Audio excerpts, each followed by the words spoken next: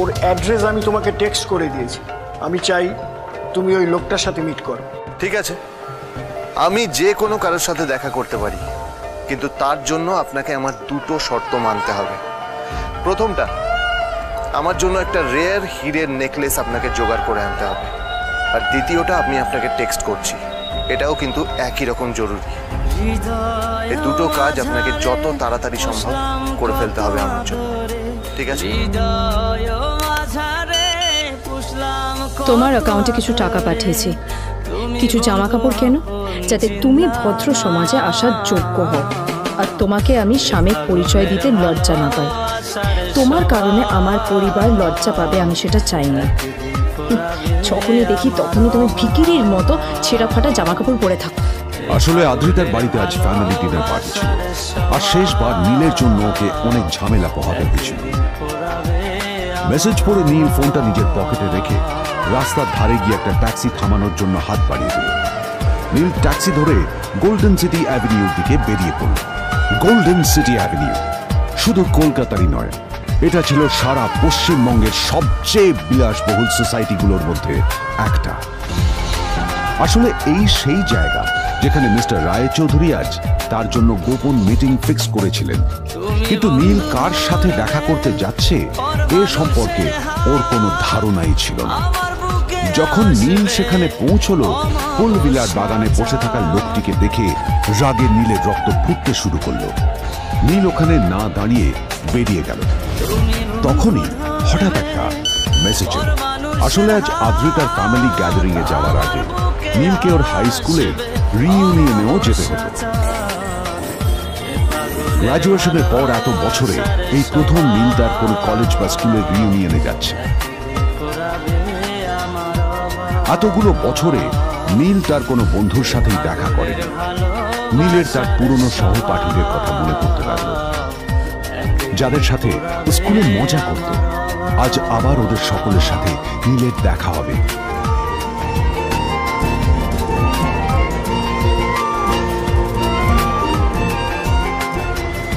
আর এই সব কিছু ভেবেই নীল এক্সাইটেড হয়ে যাচ্ছে। আসলে সোহিনীকে নীল তার স্কুল টাইমে পছন্দ করত।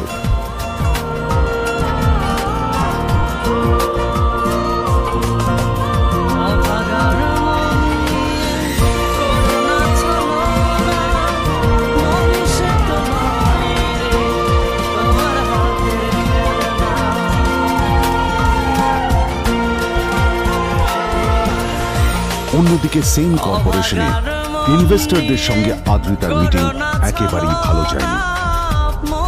তাকে দেখে বেশ গম্ভীর মনে হচ্ছিল।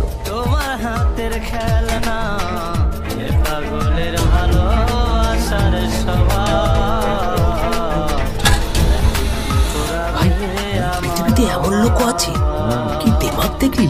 হ্যাঁ, কাজকর্ম তো কিছু করার নেই, আর কিছু করেও না, শুধু চলে এসছে আমাদের ম্যাডামকে রাখাতে। বছরে না কিচ্ছু কথা নেই। আরে আমি তো ভেবেছিলাম জিনির সাথে ম্যাডামের আর কোনো সম্পর্কই নেই, কিন্তু না, এখন যা দেখছি উল্টে ম্যাডামের মাথায় উঠে নাচছে। মাঝে মাঝে মনে হয় এদের দুজনের বিয়ে কিভাবে?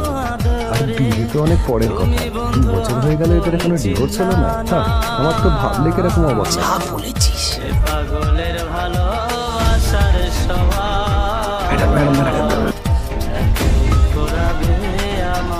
অফিসে চলতে থাকা এইসব কথা শুনে আদ্রিতার আরো রাগ হলো। আদ্রিতা ক্যাবিনে যাওয়ার পরে রাগকে নিয়ন্ত্রণ করা ওর পক্ষে আরো কঠিন হয়ে গেল। ও তখন বুঝতেই পারছিল না যে ওর রাগ কিভাবে নিয়ন্ত্রণ করবে। আদ্রিতা এটাও ভাবছিল যে নীলের জন্য ওকে আর কত অপমানিত হতে হবে। এসব ভাবতে ভাবতেই আদ্রিতার চোখ গেল ওর বাবার ছবিটার দিকে।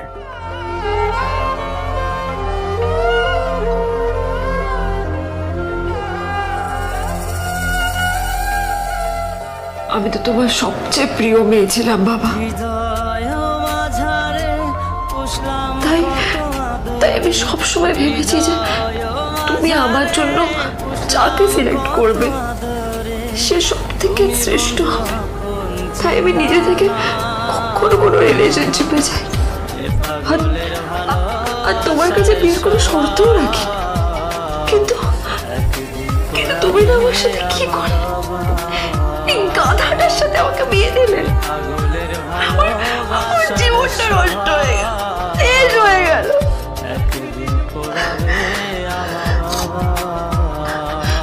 আমি যদি একটু জানতাম যে ও কিছু করে না, ঘর চাপাই হয়ে থাকবে, এইসব কাজকর্ম করে, তাহলে আমি কোনোদিনই বিয়েতে রাজি হতাম না বাবা, কোনোদিন না, কোনোদিন।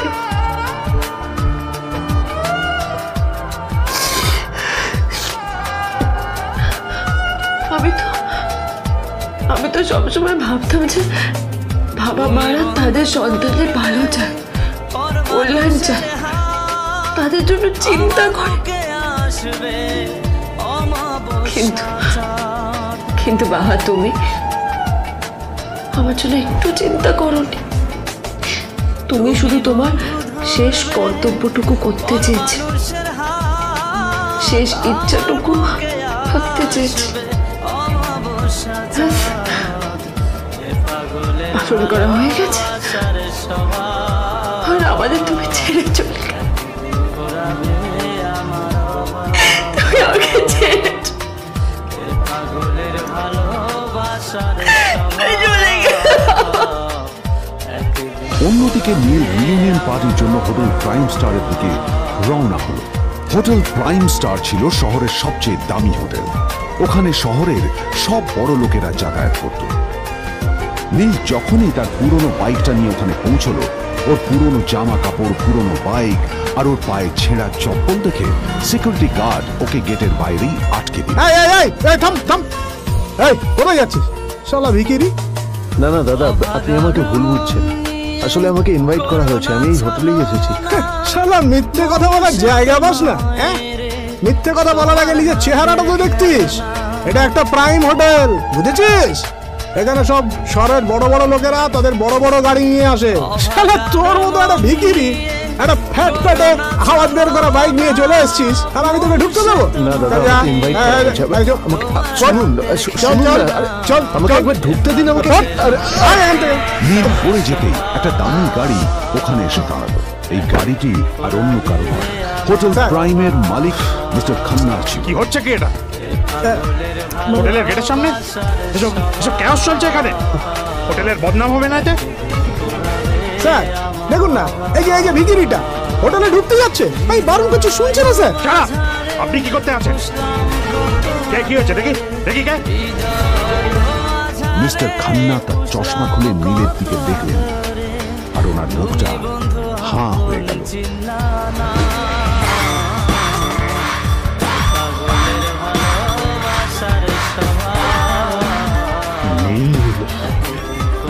স্যার আপনি?